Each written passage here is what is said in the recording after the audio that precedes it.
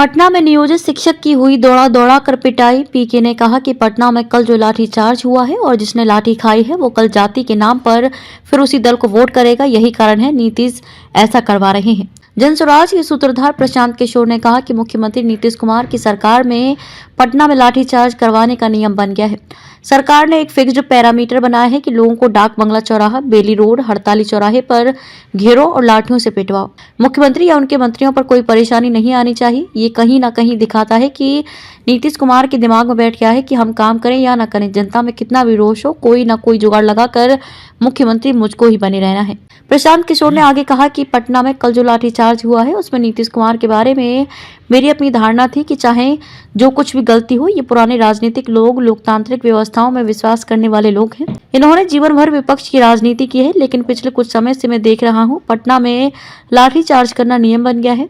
कल जो इन पर लाठीचार्ज किया गया ये कोई नई बात नहीं है। कोई शिक्षक चला जाए उस पर भी लाठीचार्ज, बेरोजगार बच्चे जा रहे हैं उन पर भी लाठीचार्ज, सरपंच गए उन पर भी लाठीचार्ज, मुखिया गए उन पर भी लाठीचार्ज किया जा रहा है। नीतीश कुमार जैसे नेताओं को पता है कि जिसने भी लाठी खाई है वो कल जाति के नाम पर फिर उसी दल को वोट करेगा जिसने उसे लाठी से मारा है। प्रशांत किशोर ने लोगों को उनके वोट की ताकत को समझाते हुए कहा कि सरकार की ये छवि बन गई है कि पटना में लोग जब अपनी बात को लेकर जाते हैं, चाहे वे जिस भी वर्ग के हों, वो रसोईया हों, आंगनबाड़ी वर्कर हों, आशा वर्कर हों, कॉन्ट्रैक्ट पर काम करने वाले कर्मचारी हों। हमने देखा है कि बीते 1 साल में हर वर्ग के लोग पटना गए और लोकतंत्र में आप किसी पर भी लाठीचार्ज करवाइएगा तो आपको डर होगा कि आप चुनाव हार जाएंगे। लेकिन नीतीश कुमार, ज्यादातर बिहार के नेताओं में वो डर खत्म हो गया है। इन नेताओं को मालूम है जो लोग लाठी खाकर आए हैं पटना के डाक बंगला चौराहे से, वो आदमी कल जाति के नाम पर फिर उसी दल को वोट करेगा जिसने उसे लाठी से मारा है। पिछले कुछ समय से मैं देख रहा हूं कि पटना में लाठीचार्ज करना वो नियम बन गया है। कल लोगों पर लाठीचार्ज हुआ, ये कोई नई बात नहीं है। कोई शिक्षक चला जाए उस पर भी लाठीचार्ज, बेरोजगार बच्चे जा रहे हैं उस पर भी लाठीचार्ज, कोई सरपंच गए उन पर भी लाठीचार्ज, मुखिया जी लोग गए उन पर भी लाठीचार्ज।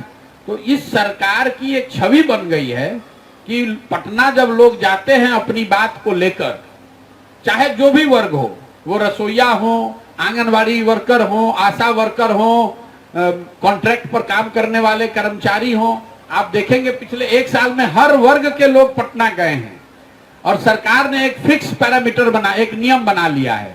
इनको डाक बंगला चौराहा, बेली रोड, हड़ताली चौराहे पर घेरो और इनको लाठी से मारो।